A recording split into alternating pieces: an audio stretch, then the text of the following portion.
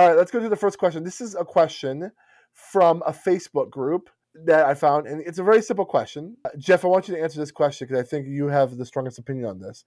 When do you stop checking in on members who have stopped coming for 4 months? About 3 months before you ask this question. I know that sounds harsh, but the reality is there's a lot of nuance to it. Are they members who have stopped coming? Did they leave the church? Did they move away? If this is a person who has told you, hey, we're leaving the church and we don't want to be at this church and we're gone, honestly, I don't know that there is any checking in. I mean, I think they've removed themselves from that part of the community. If this is a person who stopped coming because some life situation happened that you know about, then for sure keep checking in. The assumption is they're still part of the church. They're just not coming for a reason you know about. If they just no-showed and ghosted you and it's been 4 months and you've been checking in, I think you're free to stop checking in after, I'd say, about a month or so. I mean, maybe 6 weeks, maybe 2 months max. But I don't think 4 months of you checking in and them just ghosting you, you need to kind of release that. But like I said, there could be situations where somebody's gone for 4 months and you know why, and then you keep checking in on them. Or we have the situation here where people retire and move away. And then I don't think you need to check in on them in terms of like a member, but maybe a little less frequently. And when you think about them, or sometimes I just kind of scroll through my phone contacts and just see what names pop up that, oh yeah, I haven't talked to that person in a long time. Just shoot them a text. It's pretty easy to take 15, 20 minutes and just kind of scroll through your phone contact list and just do that with people who have maybe been gone for a while, but because they moved away or some non-negative reason. So that's kind of my opinion on if they come to you like, we're leaving the church and we're gone, then I don't think there's you don't have to check in on them at all. I do think that last meeting, I think you should have something you are ready to say in the sense of like, hey, so we've noticed you haven't been here a while, and that last check-in you need to do, I would have a very frank, are you going to still be a member here meeting? Especially if they're in a covenant relationship with your church, I think you owe that to them as their pastor. Just like if your spouse left you for 4 months and abandoned you, I think you should be like, hey, if you're not coming back, I need to figure out what this is like. So that last conversation, I wouldn't say cut up the heat, but I would definitely let it just step into that little space of courage and say, hey, so you haven't been here in 4 months. I just want to know, is this church, are you going to come back? Is this church not here? And then if they, because they need to feel that they're missing actually means something other than just checking in on you. Well, this actually is with your membership. And that also goes into the broader conversation of what does it mean to be an active member of the church? How does your church count membership? Which I think is a great space to be having that conversation. Okay, if someone just dips out for 4 months and been going somewhere else, like you don't do that. So if you're in a covenant relationship with the church, you can't do that. Like there's given your obligation and where your heart should be. So it's either a life issue or it's a discipleship issue. But either way, I'd have that conversation at the end on that last call and say, hey, so, been checking in on you, but I just want to know is are you still going to be coming around? And then you can explain to them what being an active member is like. And I know some churches even go as far as say, well, we're not going to come back. Say, okay, well, you're going to get a letter in the mail from us. And if you wouldn't mind, can you just, that letter is going to say in here why you're leaving, just so that way in their mind, it formalizes the process. So either bring them back or they'll really be out. And sometimes people need to see the formality of it and the finality of it in order to realize this is a big deal. So that's what I would do just to engage the conversation with them that last time. I tend to read my own situations into questions like this because I'm a very self-centered person and I realize that about myself. We all know that. But thank you. So we had a situation fairly recently where someone hadn't been around a while, and it was a lady in her 80s who had been very involved, sat on committees, did all the things, and then just kind of disappeared. You didn't know she died? What? She didn't die. What? Jim. Sorry. But she had moved into an assisted living facility at her kid's insistence and was just kind of mad at the world because of it. And it was like, oh, I can't take it out on my kids. And so I'm going to take it out on the church. And one of the most recent times I talked to her, it was well, no one from the church even comes to check on me. I'm like, well, that's not true, because I know that you've talked to these two elders and these two people that used to be in your small group. And, so I listed like 5 or 6 people. She's like, yeah, but nobody else. Like, well, that's literally 15% of the church that Wow. you've talked to in the past week. And it's kind of the tricky situation, because now am I going and checking in on this person and calling her based on, I feel guilty, or I know she's going to be mad if she doesn't have a weekly check-in time with me, but who else do I do that for? And so that's one of those tricky things too. But I think when you know why someone hasn't been coming for a while, that's when you make a decision. But you also don't check in, or don't do check in. Yeah.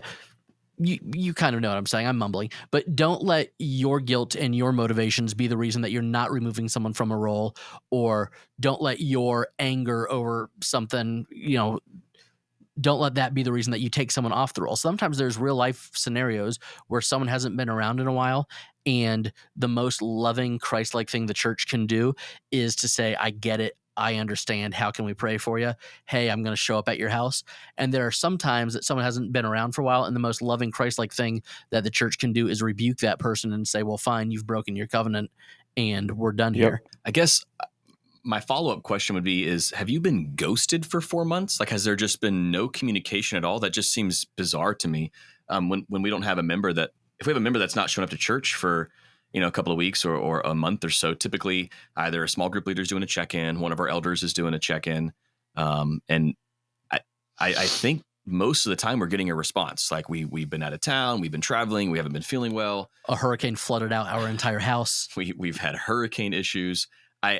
I mean, I don't know how much of my time I'm taking if months are going by, and I've done several follow-ups. I'm probably going to just reach out and say, hey, however we can be praying, we're praying for you. But like, if there's just no feedback, no follow-up, that just seems odd to me. I'm not keeping them on the membership rolls when they've gone completely, I don't know. And if they do ghost you like that, I do think it's even more important to send a formal thing in the mail as well, because if they're not responding to anything, just say, hey, we've noticed you haven't been here. We've tried to reach out to you this way. If it's been an error on our part, we're forever sorry. Humans make mistakes too. Here's my cell phone, but until otherwise noted, you're done.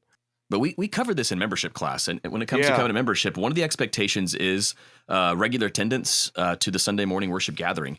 And if there's an issue with that, then, let's have a conversation. What's going on? Is there a reason you can't be with us on Sundays? Like maybe there is an assisted living Maybe situation. I was at one of the other campuses.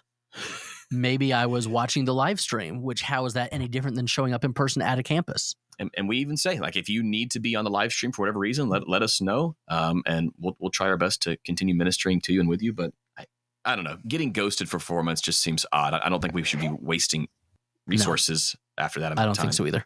I think you would definitely want to play in, like, if this was a tenured member who'd been there for like a decade, that's huge.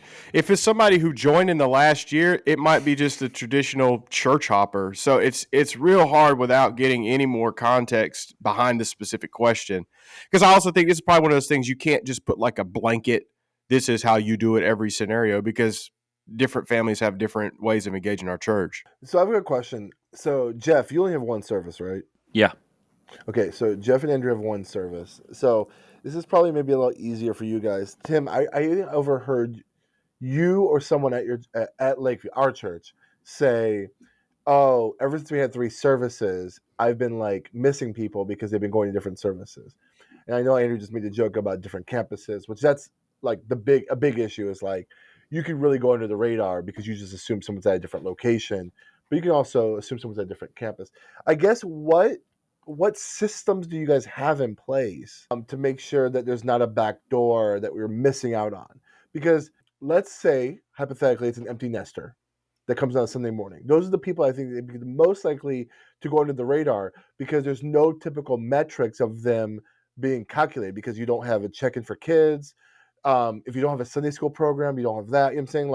Like how are you, I mean, if you are a pastor of a church that has multiple services and there's people in the service that are coming in and you're trying to make sure you're keeping tabs of everybody, could a person be attending your church for 4 months who hasn't come for 4 months because they have multiple services and you haven't kept track with them, what other ways do you keep track of people to make sure that no one falls through the grates? We when someone joins Lakeview covenant membership process, as soon as they get voted in on by the congregation, we then add them to the membership roll, which then gets divvied up between the 6 or now 7 elders after last night.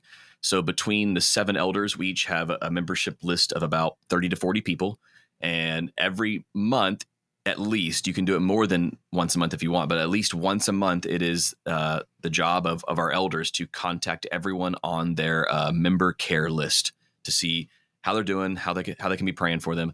And typically from those contacts, that's how we find out, oh, so-and-so's not able to come anymore, they moved away, or here's a major prayer request. So that system seems to work. So as the church grows, that means we're going to need to keep adding elders because 30 to 40 people per elder is kind of max right now. That's hard to keep up with more than that. It's not difficult because Planning Center literally allows you to send one email and it can be a stock email, goes out to 30 people. But when they respond, it only comes back to you, which is nice.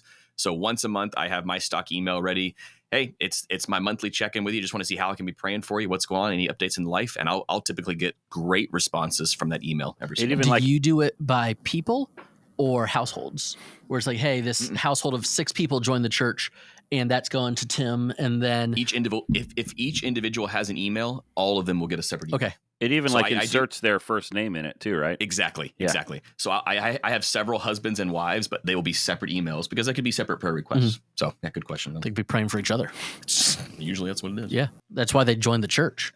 And that's another thing that's a real scenario here is we have people who they see they see the church as a last resort, and hey, the marriage is falling apart, the kids are a mess, we've done the vacation, we've done the quality time, nothing's working, let's go to church.